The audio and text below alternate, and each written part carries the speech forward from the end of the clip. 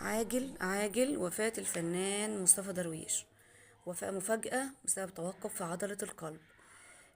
تنبأ أو يعني حس بموته قبل ما يموت بحوالي 4 ساعات، وكان مش عارف ينام، وكتب كده على حسابه وقال: يا جماعة أنا تعبان ومش عارف أنام، مش عارف في إيه.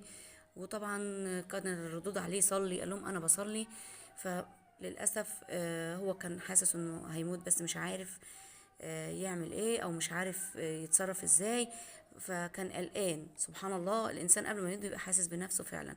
الله يرحمك ويسامحك يا فنان، ويغفر لك ويسكنك فسيح جنته، وربنا يتقبلك ان شاء الله من عباده الصالحين. في النهاية الموت قريب ومن اي حد، واي حد ممكن فعلا يموت في اي لحظة. اعملوا لاخرتكم يا جماعة، وربنا يحسن ختامنا جميعا.